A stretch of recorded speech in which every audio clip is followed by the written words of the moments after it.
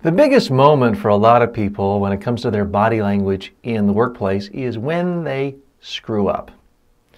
Now, we're all human beings. We all make mistakes, and it's natural to be embarrassed.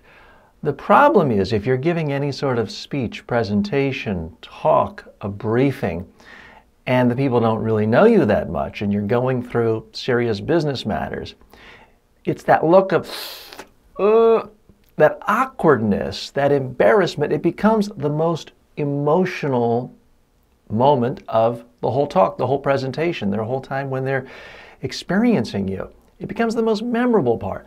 That's a problem. Now, it may generate sympathy, but that's not the main emotion we want to be getting out of our coworkers, colleagues, and clients. We want them focused on how we can help them, work with them, be an asset to them. So I want to give you some tips. For example, in the last video, I messed up. I screwed up. You may remember, or you may not, I went to grab my earpiece to make a point. I couldn't find it. I looked around, it was on the floor. I bent down and I picked it up. So I made a mistake. Hey, I'm human. But here's what I didn't do. I didn't go, oh my gosh, where is it? Oh, I'm so sorry. I didn't stop and spotlight it. In my experience, it's never the mistakes people make in business presentations, meetings, talks, briefings. It's their reaction to their mistakes. That's what gets people into trouble, and unfortunately can even destroy careers. Those of you who follow United States politics may remember there was a time a couple of political seasons ago when the governor of Texas was running for president, and he at the time was the front runner. He was asked a question, what government agencies would he cut?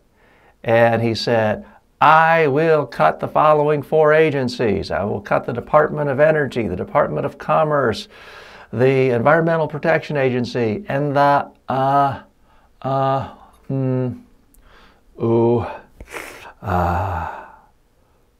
oops.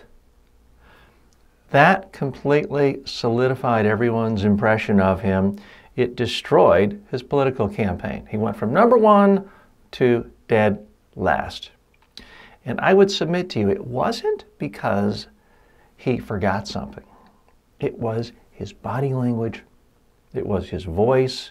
It was the sense of, oh, I feel so awful, so embarrassed. You caught me. I feel like a fool. It was such a powerful moment that it became the most memorable thing anyone could remember about him. And that was the big problem. Now, contrast 4 years later, there was another politician from Texas running, a senator.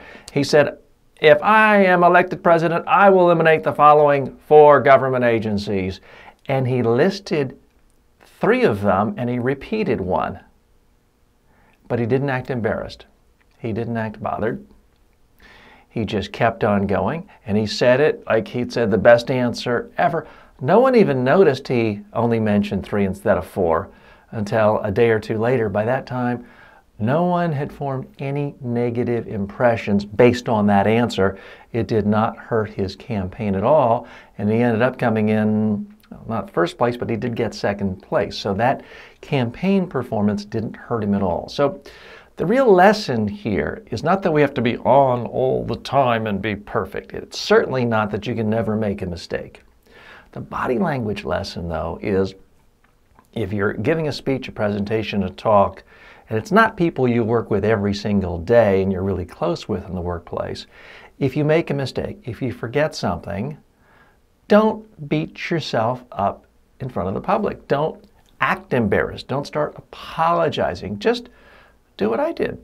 You need a couple of seconds, pick up what you need, keep going. Most of the time, no one will remember. If they do remember, it's not the dominant memory. So remember, it's not your mistakes that get you into trouble. It's typically your body language, your vocal change, reactions to your mistake showing embarrassment. Learn to control that, and your mistakes really won't cut against you.